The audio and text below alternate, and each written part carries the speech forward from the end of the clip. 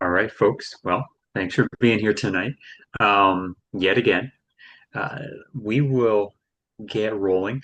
Um, First off, I'm going to send in the chat right now a link to download the materials. If there are any streaming issues, any bandwidth issues, you can just go ahead and download them and keep track at home if anything becomes an issue. Uh, but yeah, we are. I thought we were 2 weeks away from the national games. It was pointed out to me that we are. I guess this time next week we'll be refereeing some of you, so that's great.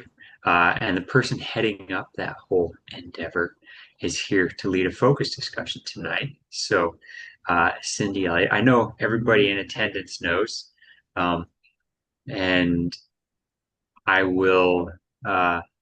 Ask you to give a brief intro just for the dozens of views we'll get when we upload this. I looked at a recent one of our videos and it had 27 views on one of our focus discussions. So I don't know if someone watched it 27 times or what it is, but we're actually in the range of dozens. And that's great because these are recorded so that folks can watch them later. You can do it on your own time. Of course, the best experience is live, which the 1, 2, 3, 4, 5 of you are getting.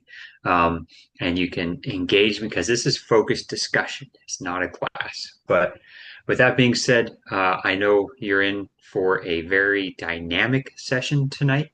I know Cindy has done a tremendous amount of preparation work. I've seen her doing it. Uh, so thank you very much, Mom, for uh, getting everything ready. I'll hand it over to you now. All right, thank you, Lewis. Um, I am a national referee and a national coach. I've been involved with AYSO for closing in on 35 years now. Um, I'm the area referee administrative for Area 10W, which I'm approaching my 20th year doing that. Um, so a long time, but I'm still enjoying it and having fun. That's why I keep doing it. And This evening, we're going to talk about, I wanted to get an intriguing title to get everybody's interest, and I'm calling it Tricky Business. So let me hopefully share my screen. And somebody tell me if I still have things blocked out when that happens. Yes, I think I will. So let me take care of that.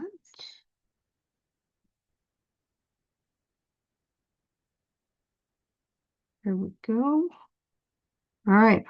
Hopefully that's all gone away. Are we good?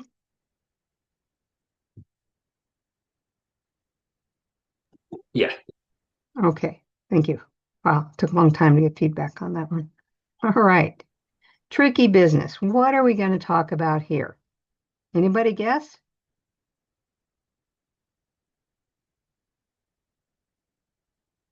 Okay. I'm going to give you the answer. We're going to talk about gamesmanship. This is a word that's thrown around a lot, but I don't know if we really appreciate what it means and how it affects games. So I've got a lot of materials from our games this season that we're going to get a chance to look at in this light and talk about gamesmanship. Somebody give me your definition of gamesmanship. I would say it's an attempt to work the system to an advantage. Okay. Yeah, I think that captures the spirit of it. Anybody else got anything they want to add? Stretching the rules or finding the space between the rules. Ah, I get that's a very nice illustrative way to define it. I'm gonna to take those definitions are fine. I'm going to describe it as an action to fairly outwit an opponent, or could be an unfair attempt to cheat. the other team or in just the spirit of the game. So it often draws on a lot of gray areas, and a lot of times we might not identify that it's going on, maybe until it's too late. So to really handle gamesmanship, the referee has to know the laws so that they can know what is fair and what is outside the laws or what is outside the spirit of the game. And the referee needs to work with the players to manage this so that they can keep the behavior acceptable. And I would imagine you'd all agree that the older players exhibit a lot more gamesmanship. And one thing I've found from reviewing quite a few videos to get materials for this is girls don't engage in gamesmanship, at least not the kind of gamesmanship you can get on video, nearly as often as boys do. Boys are more blatant about it, and it's easier to capture it on video. But just remember, girls do it. It's just they're very subtle with the things that they do. So I don't think I was able to find a single clip for tonight that was a girls' game. All right. So let's talk about your decisions on allowed or not allowed on a couple of examples. So let's say a defender heads the ball to his goalkeeper who takes possession, delaying the game to his team's advantage. Give me your feedback on this. Is this allowed at any time, sometimes? What are the conditions? Well, it's allowed as long as, like I would say, a team member didn't kick it to his head to play it back to the goalie doing that kind of trick. But if it was kicked from an opponent, um, then that's perfectly legal. Okay. So, anybody disagree that this should be legal as stated here? Does anybody think this might cause frustration in the opponents? Yes. Yeah. Is that Daniel? I think that's who that Yeah, I was. said yes. Yeah. Uh, So, but the law does say that unless it's kind of, I guess, is the referee interprets it as a deliberate way to kind of circumvent the laws. but if it's a trick, so if they put the ball with their feet up to their head, that's an attempt to circumvent the laws, and that won't be allowed. But ball coming to a defender and they head it to the keeper, right? That should be allowed within the laws. But it is, you guys, it will cause frustration for the opponents. So it's a situation where you might need to rise to the occasion. Let's look at another example. Goalkeeper dribbles the ball around the penalty area, delaying the game to his team's advantage. Randy, what do you think about that? Is that within the laws? Is that in this gray area? Yeah, that's totally legal. Okay. How do you think the opponents will respond? Well, they should approach the goalkeeper and try and take the ball, take possession. Okay. And is the goalkeeper protected in this situation from being challenged? No. Right, right. Goalkeepers playing the ball with their feet. So you might see some hard, aggressive challenges on the goalkeeper, which are legal, but you will have to manage it. Players from the team that's ahead kick the ball off the field whenever they get it. What do you think about this, Andy?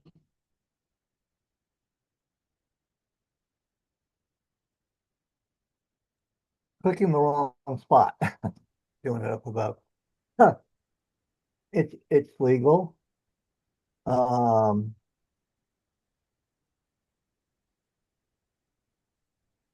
I mean, if the team is ahead, why are they bothering to do that when they can maintain possession, take longer, but I guess it's legal, but to a point where if they're kicking it purposefully, you know, harder than necessary just to waste time.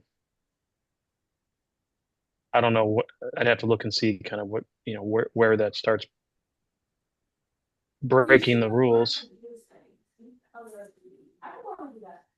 What do you think, John?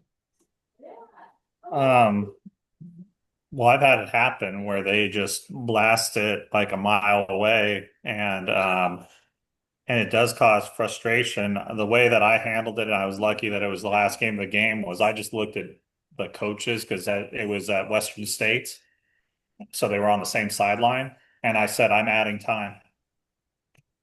So, I mean, yeah, there's frustration with it. It's time wasting, but it's not um it doesn't break a law of the game. Okay. Yeah, I guess adding time is within the referee's uh, Yeah, but I ability. got Yeah. at Ken Aston Cup, I think one of us said something like that, and they said, "Oh, this tournament says that you have to, start games on time." And to be perfectly honest, if they were circumventing the laws that much, um, I would probably take the heat of it. So I probably got marked down for that one. But anyway, we can go ahead. We can talk about that one offline and see what Lewis and Cindy and Andy think. But anyway. Yeah, it's sometimes you're put in a bad situation when a region or a tournament has a rule like that, and it works against you being able to manage the game, right?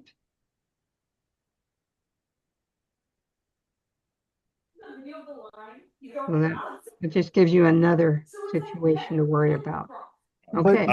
I didn't want to get into it, but I mean the laws of the game say that you're the official timekeeper, and a tournament rule like doesn't anyway. Yeah. yeah, but your idea of telling them that you're adding extra time, no one's going to actually keep track of that. Yeah. So you could Oh, say it, you could be doing your own trickery. Okay. You can That's be using good. gamesmanship on them. I like it, Andy. Very insightful. Use your own trickery.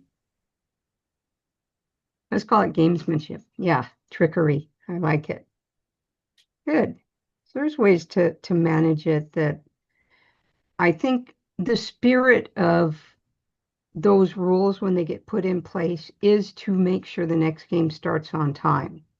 So my take on it is if I can use the clock to manage the game without impinging on the start of the next game, I don't worry about it too much. Is that a fair thing? Should be. Should be fair. Is there any instance when you could give a caution for that behavior when it happens over and over again, or just no, we can't do that? What would the caution be for, Robert? I mean, it leads to a delay of the restart over and over again. Are they delaying the restart? When they just bomb it away like 50 yards away every time for the other team to have to go get. Well, they're creating a restart. I don't know Hmm. if they're delaying it. Because of how far it goes there, just Yeah. wasting time on purpose. That's why they're doing it. But I mean, I'm not saying that's what I would do. I'm just wondering. I don't think that falls within your definition of delaying a restart. So I don't think you would be justified in issuing a What, caution for what that about reason. not respecting the game? Okay. So you mean unsporting behavior? Yeah, in the opinion of the referee. I mean, you might be able to make that work. Probably better, though, to try to manage the players, manage the coaches, and try to get what you need from them without having to use a caution. Thanks.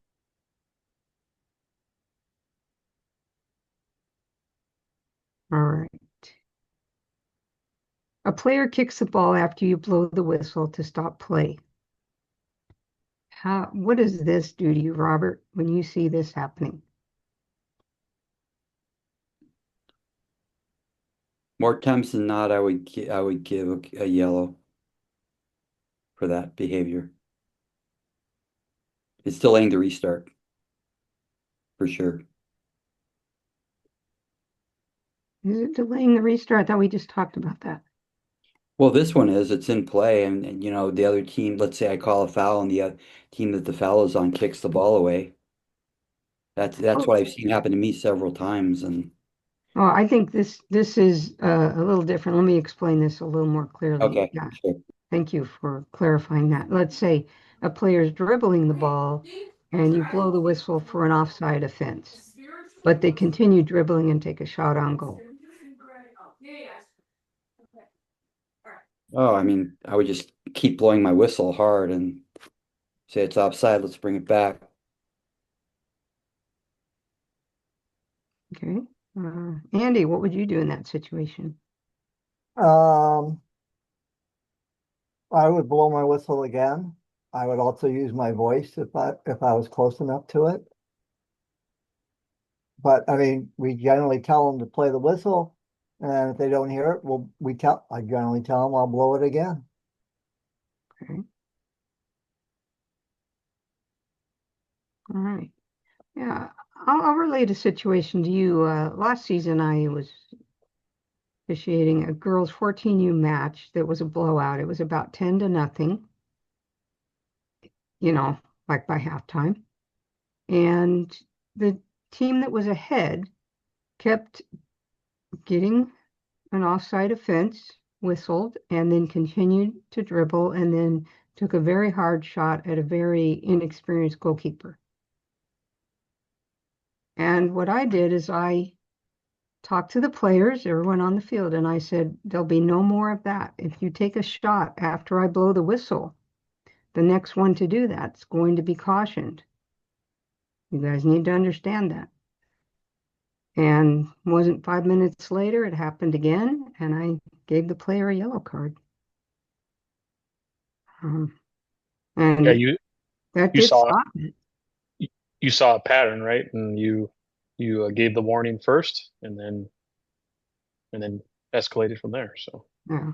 And my thought on that was that I was protecting that inexperienced goalkeeper from having hard shots fired at them after play should have stopped. What do you guys think about that? Give me your feedback. I don't know if it was right or not. I think it was right. You warned them. I mean, if they were constantly doing it, I mean, if it's the first time and the first time you said you didn't do anything about it because they may not have heard the whistle, but they kept doing it. So you took care of it. So everybody's okay with unsporting behavior, caution for that situation? Yeah, Yep. I mean, you laid it out for them, and they chose to repeat. So you followed through with it. So yeah, perfect. and their gamesmanship was leading to a safety concern. Yeah. And I thought it was an intimidation tactic. Okay. Thank you for your feedback on that. Let's look at another one. Okay, let's say we got a 19U team where we have monitored substitutions going on, like we'll have at the national games coming up.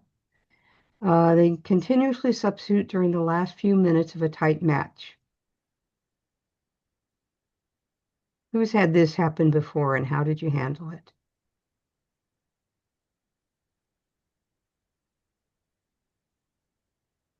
Well, just because they're asking for a substitution, are you allowed to? I'd have to read the rules for that tournament, but I mean, do we automatically, in that situation, it's not like the players are, something's really going on, someone wasn't hurt, etc., and we just don't allow the substitution?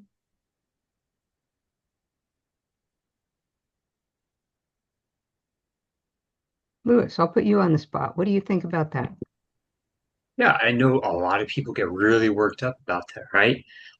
You go to the, tournaments or um, various competitions where, the rules are plastered with things to prevent this. Everyone's concerned about it happening. Um, the reality of it happening is quite slim. But let's get into it. The Are they actually doing anything in violation of the law? No. They have to start the substitution procedure by asking the referee for permission, or more directly, informing the referee they would like to do a substitution. And then, provided the referee knows that within a reasonable amount of time, so they're able to start to stop the restart, it's the referee's duty to allow that. Now, there are ways you can handle it. One is if it looks truly superfluous, maybe you play deaf once or twice. Um, the I'll get you on the next one is something we've all used in a very genuine and fair way. So if they're doing this like last second, the restart's about to go, no, no, no, we got momentum. We'll get you on the next one. And as the AR, you can start getting, and the referee too, depending on who's closer, you can start getting very particular about the procedures being followed. I need them up by the middle at the halfway line, um, ready to go, and then we will communicate to the referee that we need the substitute. So you can start if they're being disruptive, you can start using different tools to minimize the amount to which they're disruptive. And of course, one tool I haven't mentioned yet is you just talk with the coach about it. You know, like, hey, how would you like to be on the other side of this? Uh, you know, this doesn't matter. It's just confusing your lineup because we're just adding for the time lost due to substitutions. So you're just creating a lot of hassle for yourself. So things like that. Um, so yeah, nothing expressly against the law. So you have to find uncommon tools to use in this case. And you can't get worked up about it because then they know they got you going too. Because if they're doing this, the other team is probably going to be reacting to it. Yeah, using that relationship with the coach, especially for the assistant referee, can be key here in getting this situation managed. I like it. Thank you for your input on that. All right, let's look at one more. This happens all the time. Randy, what do you think about this? A player from the wrong team picks up the ball and does a throw in. Yeah, I think, the large majority of the time, this is not done on purpose, right? It's just confusion on who they think. So uh, you're usually not even thinking that they're trying to waste time, and that so yeah, this is generally allowed. And then if you start picking up on that it's being done on purpose, it starts changing your thinking. So if you see a pattern that it happens time and time again, Yeah. how would you manage it if you start seeing that they do it every time the ball goes out of play? Yeah, I think kind of to what we've been talking about, right? You give a warning, and I think that's delaying the restart. So you can give them the warning that if they do it again, it's going to be a yellow card. I would, uh, I know that a lot of them do not pay attention to the AR or the referee signals. So I'd be making sure that I call out the color or who has a throw in, just so I've given them a verbal warning. Yeah. So you need to be in good proximity to where the throw-in is going to happen to manage this, right? Yeah.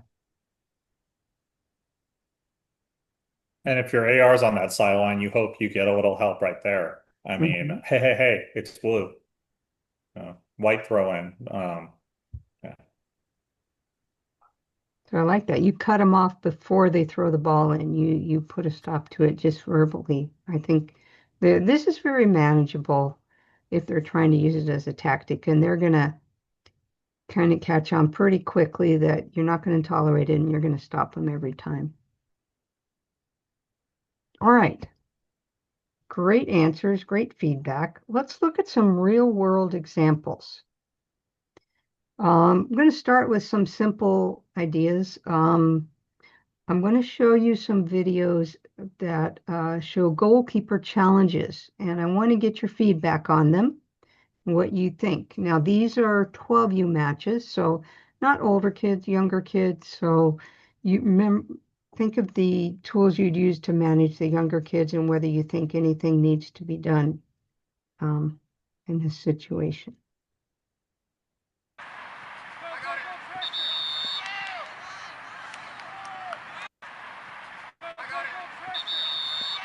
Anybody have a problem with that? What's this one called? I can't see it. Goalkeeper challenges.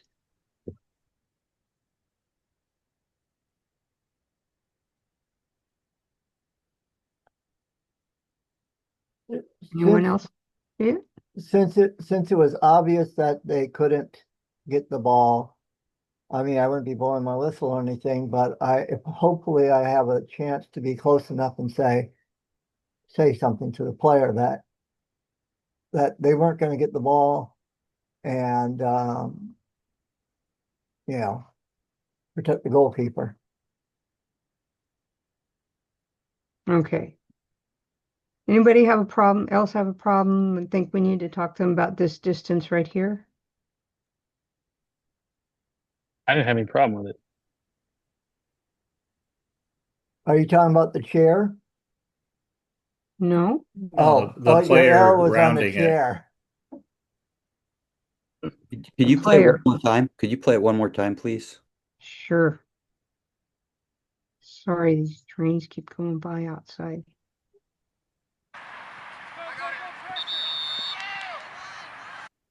The whistle came from another field, right? The whistle wasn't part of that play. I believe that it did, yes. Yeah, I'm fine with it. He came up. I don't mind that the player lets the keeper know, hey, I'm on it. I mean, uh, and then he peels off without doing anything. So Right. I wouldn't even say there's gamemanship, but maybe I missed. Okay. No, it's perfectly fine to say, hey, this is okay. All right, let's look at another one. Wait, before we move on, can I ask a question? Yes.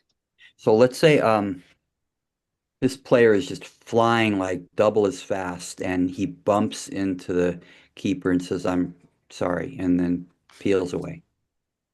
And you're close enough, you have an angle and you're close enough, you see that. And I mean, personally, I wouldn't call that. Do you see a problem with that? So they come in flying very fast and they bump into the keeper, but they apologize. Yeah, and it's a light bump and it's like only happens once. It's not like a repetitive pattern. Mhm. At the beginning of the game, you know, I mean, something like that. What do you guys think? Who's got input on this? The bump, I think, needs to be talked to because I mean, now you're getting into gamemanship. I mean, and and you're at that. Well, I think you've crossed the line a little bit. I mean, the goalkeeper once the keeper didn't have the ball at the feet, if it came up, I think with that bump, you have to say, hey, at least to say, watch out, that's a keeper. Um, at least if I get the scenario right.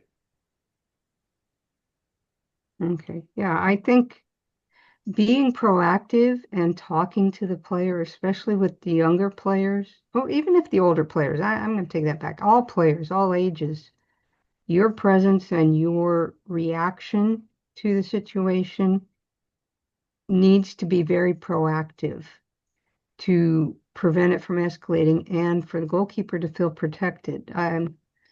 With the older kids, a lot of times if they get bumped a couple of times, then next time maybe they're going to initiate the contact. And you don't want them to have to think they have to play that way. So by stepping up and rising to the occasion when you see that, you're going to be setting the tone for the rest of the match. And I think in many cases, it's very nice that you could acknowledge, hey, I see that you apologized and thank you for doing that. However, let's see if we can get a different outcome next time. Let's see if you can decide to pull off a little bit sooner.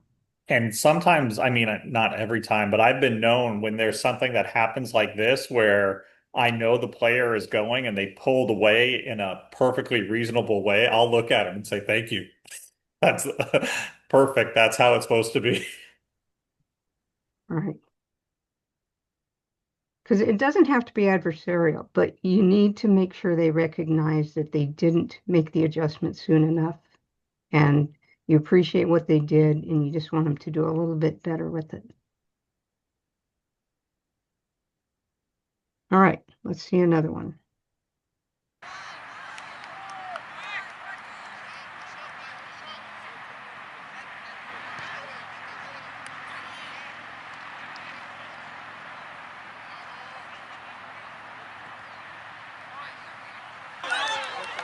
Okay, well, my computer keeps glitching.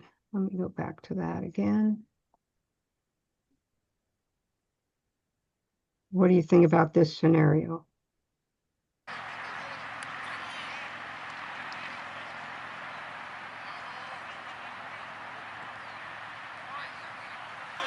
Any need to talk about that one?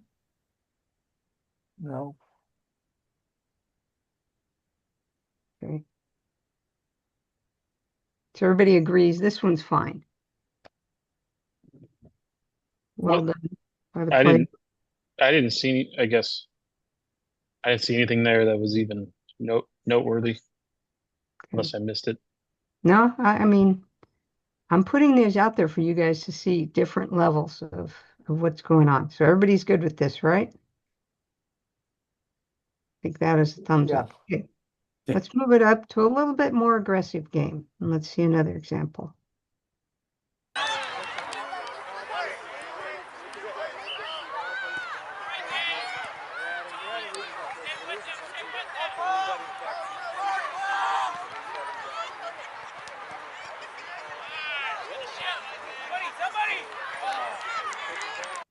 Did you guys see that? Yes. What up? Right here. Anybody have a problem with that? Yes. Tell us about it. I mean, the whole thing, I mean, okay. So I don't believe the kid was trying to do anything, but then again, he could have been trying to game me. But I would have at least talked to him about the fact that that was potentially dangerous play. If he is trying to game me, he's trying to also game the goalkeeper by him having to worry about an additional item besides just concentrating on the ball, especially as a ref if you don't do anything about it, which may just be a matter of, hey, that was close enough. Uh, I don't want to see that type of play again. In other words, so that both parties understand that you're watching out. Okay. Yeah, a conversation here I think would be very useful. Anybody do anything differently than what Andy suggested? I think generally I see that and I let that go because it looks like it's just a kid uh not in control of what they're doing, but you take mental note of it. And if it happens again, then I would say something. But I think generally the first time that happens, I just let it go. But if you were to add in the words, I saw that, I'm not totally comfortable with that, not enough to do something about it, but I'm watching for it. You've now at least pre-warned him to think about, because if this looks like 12U, Yes. that some of them are just unaware. Right. Yeah. No, Yeah. I'm not saying that I wasn't advocating for what I do. I just saying what I usually do. Yeah. Yeah. Maybe it'll make you rethink that a word to this player, number 19, you're going to see him in another clip as well, that maybe you need to let him know and give him feedback, especially the younger players of 12Us. When you're talking to them at this stage, it can help them learn what the proper boundaries are and help protect the goalkeeper. I mean, think about it. A lot of the referees that are reffing at this level may not have that much experience and they don't see it. So they don't know better. They're not trying, it's potentially they're not trying to do something. It's, you said, not necessarily in control, but by saying something, you're helping them see that not all referees won't do anything about it, but that may be their experience. So therefore they don't know any different. Okay. Let's continue on in this game and see what happens later.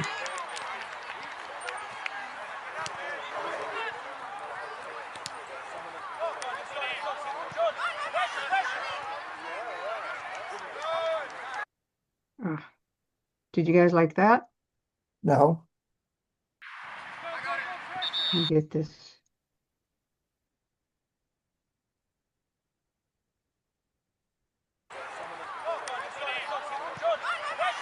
Right here. Everybody agree the keeper's going to get the ball? yep, Yep. Defender thinks keeper's going to get the ball. Attacker probably thinks keeper's going to get the ball. Let's see how much further he goes. Same player as earlier. Did he touch him? Yeah. Looked like it. Yep. What are you going to do? Who wants to talk about this? What they could do, what they might want to do. Didn't injure the keeper. Robert, been quiet. I'm still at a Oh, John. talking. Oh, sorry. I would just say I mean, even with that, I'm still at a talking level because he put his hand on the keeper. Um, at most it's careless, but the aggression. So the talk would be like, hey, you know, that's your second go, and now you're getting closer.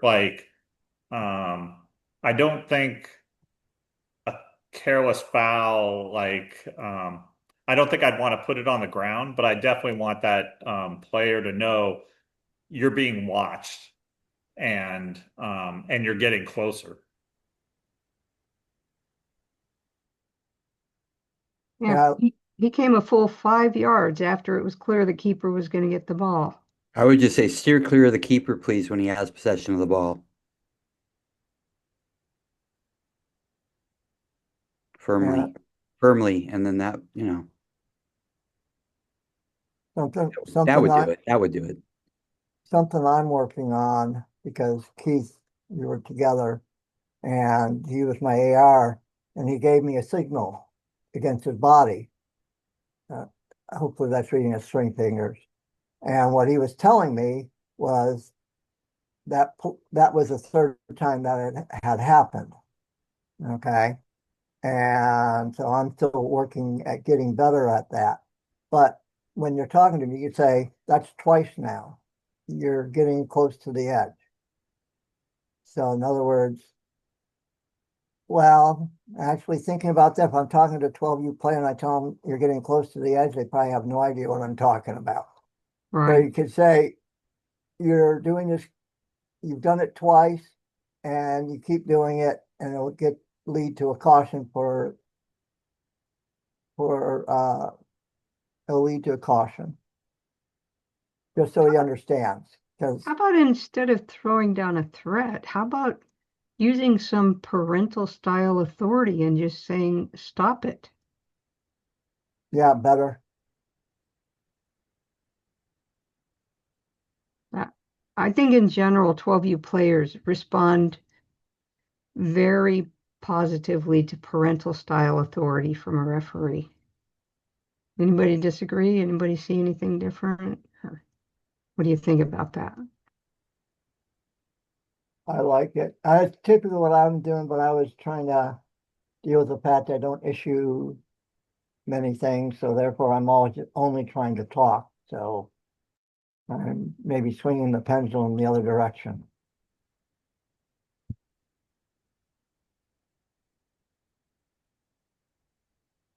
It's, I mean, it's very possible this player doesn't know where the line is. No referee has stepped up and shown him where the line is in terms of acceptable charges on the goalkeeper. And being told very clearly what things are not acceptable could have a very positive impact on this player. He's not a hardened criminal.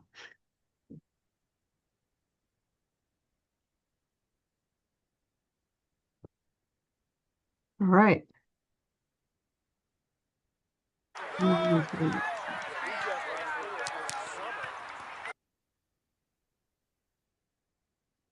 All right. So we are going to, oh, this one's good. This one I called the pest.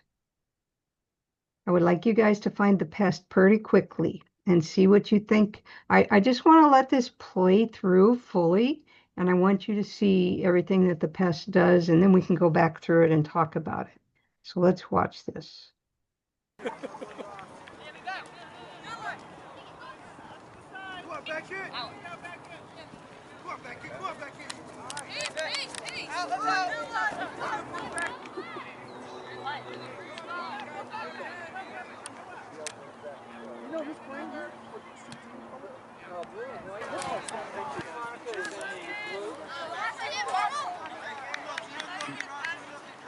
Watch that middle! Watch the middle!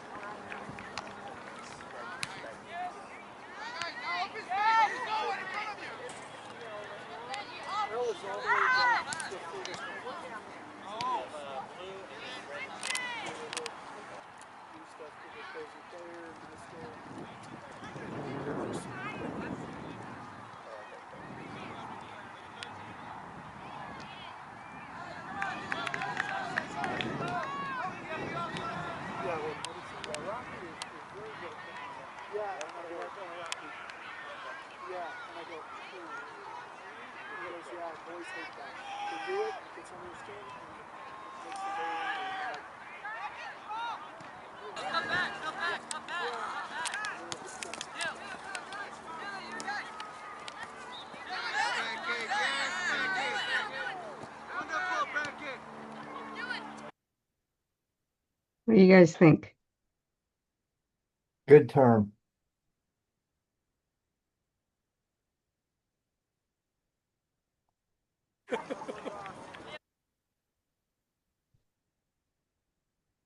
Let's see. Who hasn't talked to? Hey, Daniel, are you able to talk? I can talk. I'm parked right now. Okay. What do you think about this guy here? Anything wrong with what he's doing? I think I remember this. I kept wanting to find a reason to call a foul on him. Almost. On blue 11 or white 11? Yeah, Blue 11. blue. Yeah, Blue 11. he's the pest. I didn't see anything worth calling a foul on. I mean, yeah, he was being a pest, but he wasn't doing anything that was a Well, foul. I see a lot more in the video than I did when during the game. Were you the Because referee on this? there's, I don't remember, but that guy's face looked familiar. I don't remember where I was. Okay. He's the criminal. And it was more. Is he a criminal? No. It's one thing to beat and kind of try to bother someone. It's kind of where, well, if he's like here, he was like pushing someone in the back, right? That's something. I didn't see those though at the time. Hmm. But even the push doesn't, I mean, it nudges, but I don't know, like, I It's pretty mean, weak. yeah, and this, I mean, going this way, he has the ball. He's always next to that guy's jersey, almost like he wants to be like, he could slip into it. He has his arms out a little bit, probably because he's a little slower than he's playing. Like, I mean, um, but yeah, I mean, there's nothing there that I would stop the game for. That makes it more challenging, doesn't it? That looks like Sam is the referee, maybe. Yeah, it may have been a different game. I just remember someone like that once in one of the games. Actually, there were two sets of videos in which this player was um, captured doing multiple things. So Team 3 did a couple of his games. So not raising to the level of a foul. Okay, just a little push, a little shove,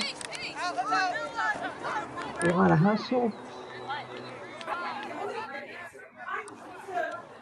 Yeah, but that one that he just did, there was no purpose behind it except for being a pest.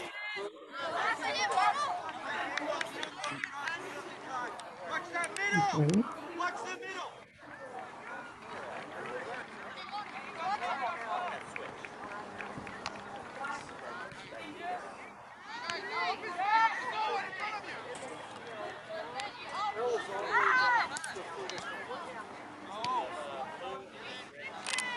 This is a 14U game.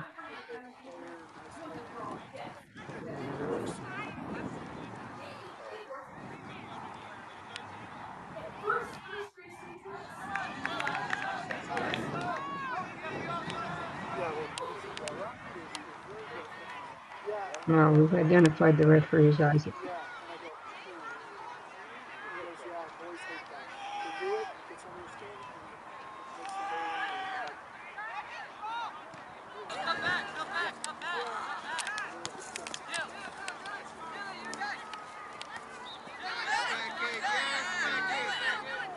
Wonderful, Beckett! Okay. How do you handle a pest? Do you need to handle a pest? Let's hear your opinions on that.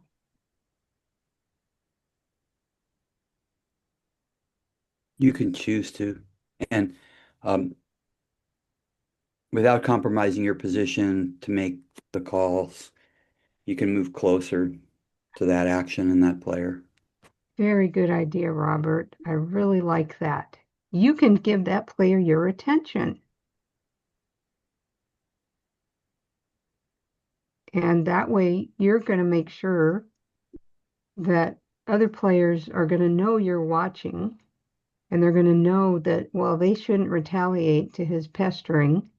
And he's going to make sure that he's not committing any fouls just by your giving your attention to that player. That's a very good solution to this problem. I like it.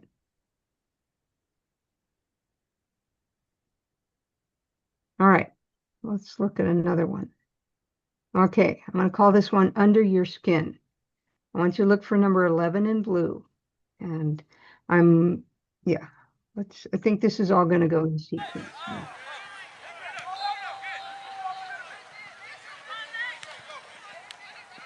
So number 11 in blue right there. Everybody see him? Now you know what he looks like.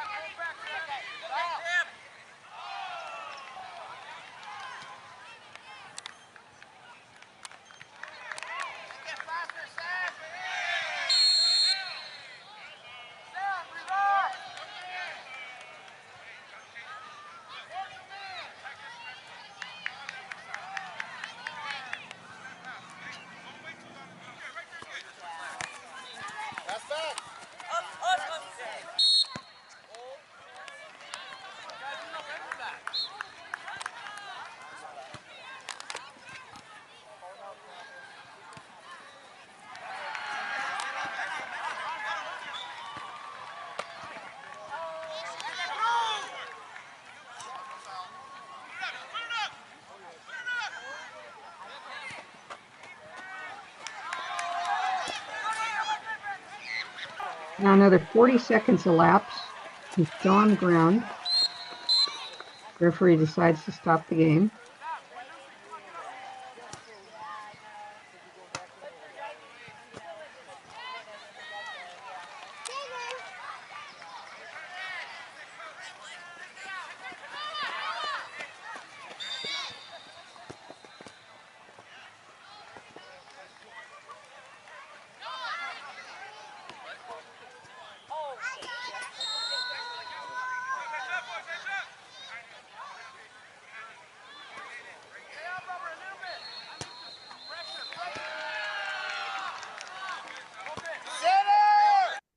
All right. What do you guys think about that? 14 you boys. I, from our viewing angle, wasn't really able to tell what happened that number 11 went down, whether it was a foul or not. But it's almost like, was it a retaliation? Because, but again, our angle wasn't such that we could actually tell what happened.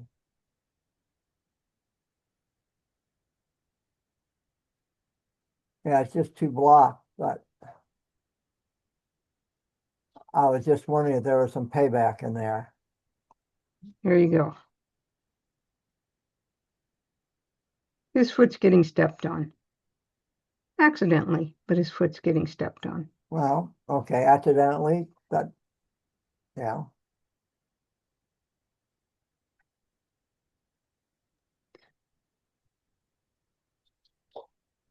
What do you think, Robert? Player goes down. Foot got stepped on, but it probably wasn't a foul. He's been committing fouls all over the field, I don't glaring think, at opponents, glaring at the officials. What are you going to do? I don't know. I'd have to look at it again to see how long the referee waited to I cut address. it out. It was so long. It was more than 40 seconds. Yeah, I would have checked in with the player on the ground sooner, but I wouldn't have called a foul on the other team. I mean, I don't think I would have seen it from that angle that the referee was. So, yeah, I would just say that's just typical play right there. But I would have checked in sooner with him. It's, stop play at an appropriate time when it's a stoppage, I think, and gone over and addressed the situation. By, Does anybody think this player got under the referee's skin?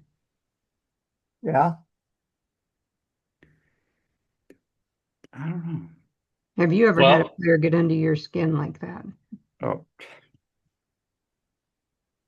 Oh, the referee went and talked to him, right, on fairly early on. So, the ref saw something that he was doing.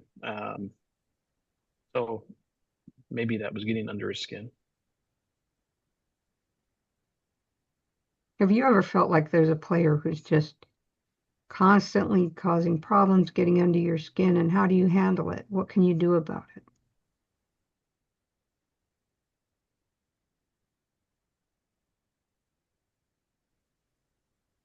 you mean under your skin by if there's getting under my skin by committing fouls, start calling, the careless fouls. Okay, well, the referee is calling the fouls. Is it having any impact? After persistent fouls, I can give a caution. Okay. So you can escalate to cautioning the player. The player's had repeated fouls called, he's been talked to. You could caution the player. Okay. Y- There's always the potential with a player like this that if you take it personally, you can let it get under your skin and let it affect your behavior in the game. And this referee after the match said, hey, I wasn't going to stop the game for him after all that he had done, and I thought he was just faking it. I wasn't going to give him my attention.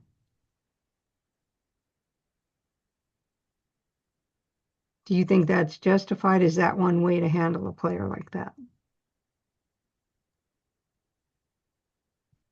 No, probably not the most appropriate. Well, based It's a based it's a way, but it's not the right way. Yeah, yeah. yeah, well, Okay. based on your comment of what the ref said is he handled it one way, and after the guy was down for so long and then was clearly limping after that amount of time, yeah, that's going to make us not feel good that we didn't believe the player. But he basically, by all of his previous actions, he was making us potentially think that's what happened. So it's kind of, if that happened to me, I'd feel the same way that the referee felt in that situation. So as referees, we need to de-escalate those situations, right?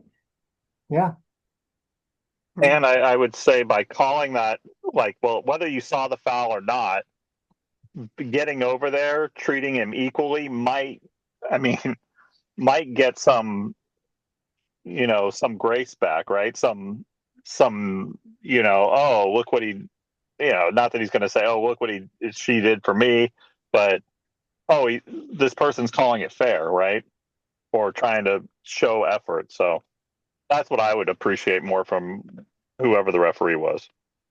Okay, good. And I'm going to jump right to our next example, and I'm going to call this team effort. And the team we're talking about is the blue team. So let's take a look at this. This is a boys 16U match.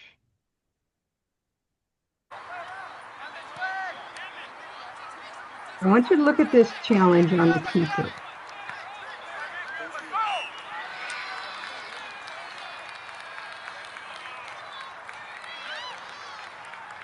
So this happened late in the game. What's your opinion of this situation? Just a quick thumbs up, thumbs down. Any problem here? You guys can say yes or no. No. yes. Yes. It was hard to see, but no. Okay. So now I'm going to show you what was going on leading up to this incident and see if your opinion changes. So let's watch.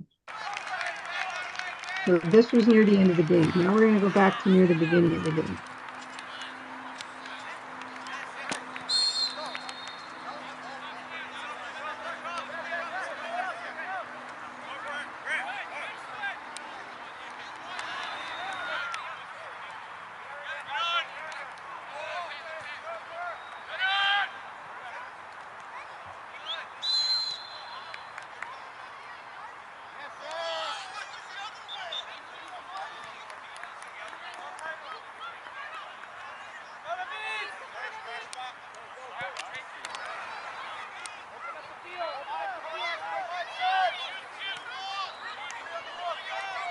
The referee set the 10 yards, and look what they're going to do now.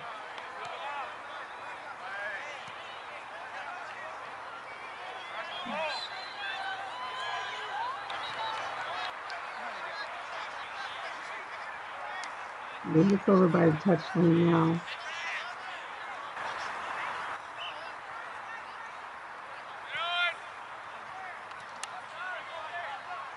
Player turns and says something to the assistant referee.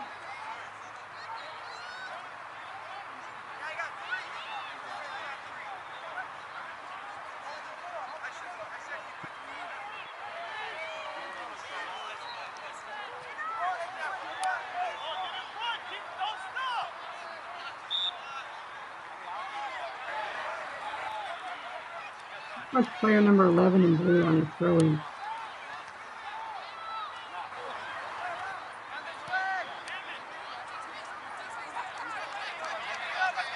All right, now we're seeing that original play. This is when it happened in the game.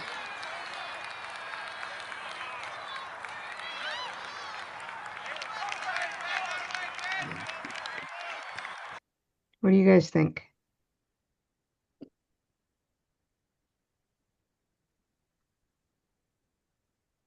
Keeper didn't take it to heart.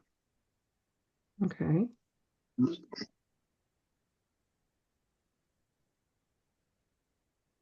Would anybody have done anything about the way the blue team was playing? What could you do? Is there anything you can do? And would you have done it?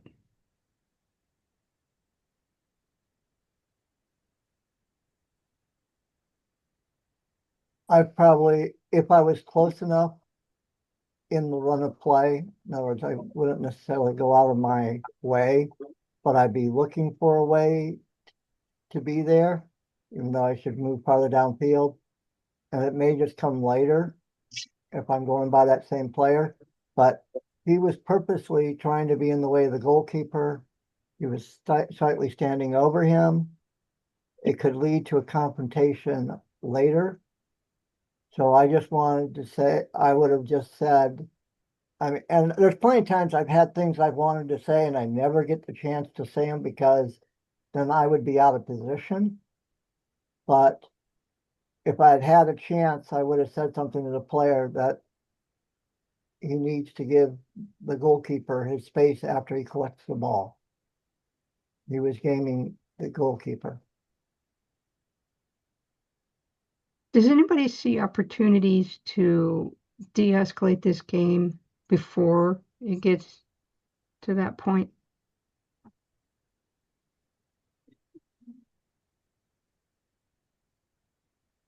I think you saw maybe 5 examples of things going on.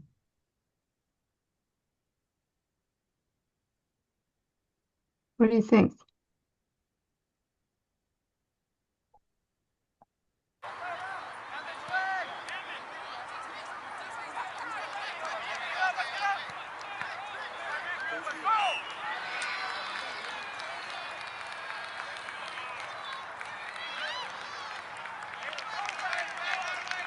Although there's that instance right there with the blue player and his foot in there.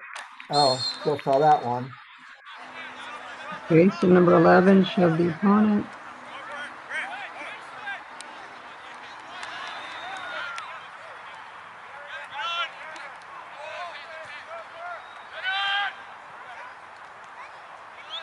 Number 40 held the opponent's arm.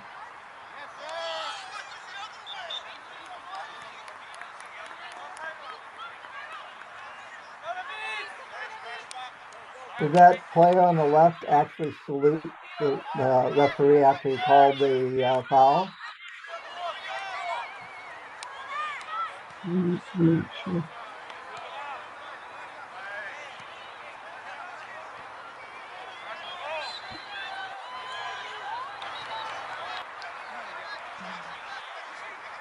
Yeah. Number 40 throwing a fit that he didn't get the throw in.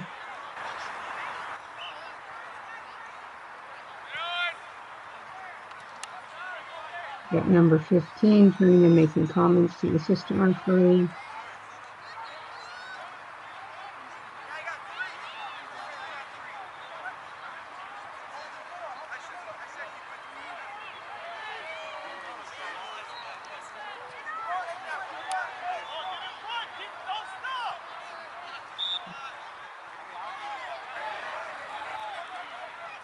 Number 11 here grabbing the opponent by the arm and pulling him off the ball.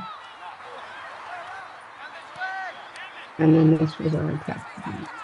What do you guys, Lewis, you were an assistant referee on this game. Tell us your take on how you think this blue team could be managed.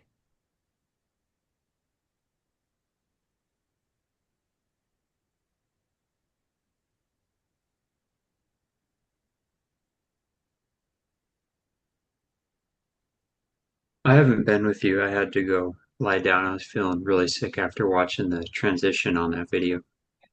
Oh, okay.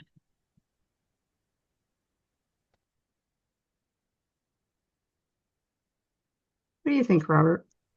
I think it's much easier when I'm in the game to kind of gauge what's going on. And I think I would be I would definitely be talking to the player or players earlier in the game whenever this started to happen to try to manage the game just in a, you know, respectful way, but firm way, so that it wouldn't get to this continual pattern of behavior. That's what I feel. If I was right there and was seeing this type of thing develop, that's that's my reaction to this. I mean, what So I saw we've was never gotten to this in the later part of the game.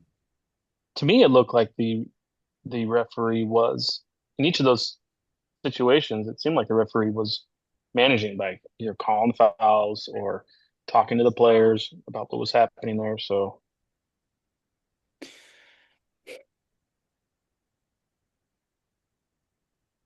I have a question.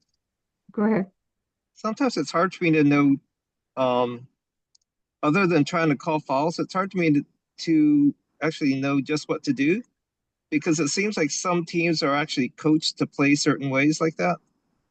And I've even heard them, when they're like warming up, the coach will tell them things. So it's like you're telling them to play a game that their coach is teaching them to play differently. So I'm not sure just how to do this. Well, I think it's kind of a multi-step process. First step is you have to recognize there's a pattern. Did everybody see there was a pattern in the way the team was behaving? So that's first. Once you recognize the pattern, that's key. Then you can decide, how am I going to raise to the occasion here? One thing you can do is, if there are certain key players that are causing these problems, you can stay close to those players, even at the risk of not being as close to play as you typically would be. Number 11, number 15, in blue, number 40, were causing a lot of these situations. So you have a few players there that you could focus on. Um, so you've got proximity. Also, you can start talking to them, not even waiting to react to the foul. Hey, I'm watching you. I'm here. I'm here. Don't do that. Okay. You can be proactively talking to them as long as you're close enough that that can happen. You can work with your referee team. You saw the assistant referee there helping out by speaking to the player and giving them the signal. I got my eye on you. I'm watching you. Okay. And perhaps there needs to be some cautions given in this game once there's a pattern like this, that this is unsporting behavior. Could be persistent offenses, perhaps. Tell me what you're thinking, Robert. Well, like I said, I think it's so much easier when I'm actually there at the game from the very beginning. And you could be absolutely correct what you just said to do. I mean, or if it's addressed earlier with just some words, play the ball, not the player, or, something. I've had that be very effective. Just talking to the player early on, and it doesn't develop like this.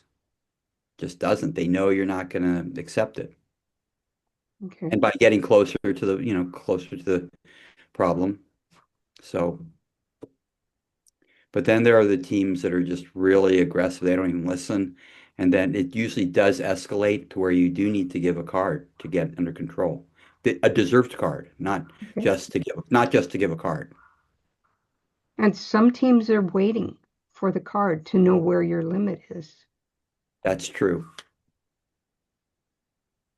I mean, And like the game you aired with me a couple of years ago with Santa Barbara, the first time, and one player in the first half lost a challenge, and he literally hit the other player in the back as they were going across the field. I mean, right in front of me. It was so. yeah, sometimes you can't save them from themselves. One other thing I wanted to throw out is sometimes you can get them on your side by giving them a suggestion that's kind of a compliment. Hey, You're too good a player to be doing that. Come on, play the ball. I know you're a good player. Let's keep you in the game. Come on. Let's keep you I've playing. heard you I've heard you do that, and I actually used that in my last game. Okay. That was a particularly very difficult situation because it was in Moore Park and refing they had me refing a 12U game right after a 19U game with no time in between. And so it's like I was really trying to manage the game and not give any cautions. And I can tell you right now, I would have given cautions if there wouldn't have been that scheduling for me. And I probably will never accept that kind of an assignment again where I have two referee assignments, one right after the other, especially if one is a 19U is the first game that could possibly, have discipline, need discipline. Because I knew I wasn't have no any time to write up reports between these games. So I don't know. I got a good practice in uh, trying to manage the game, but it wasn't ideal. Yeah, I think rarely back-to-back assignments usually work against you. Well, But Especially if it's hot. I didn't choose it. Someone gave it to me like the night before. Said, "Would you do this 19U game?" And I said, "Yes, I need practice." But I should have said, "Can someone take the 12U right after?" mhm. Okay. Yeah. Well, thank you, everybody. I appreciate your input. Hopefully, we've kind of explored and pushed the boundaries on gamesmanship, and we can all work on identifying it and taking appropriate action. So thank you very much. Right. Thank you.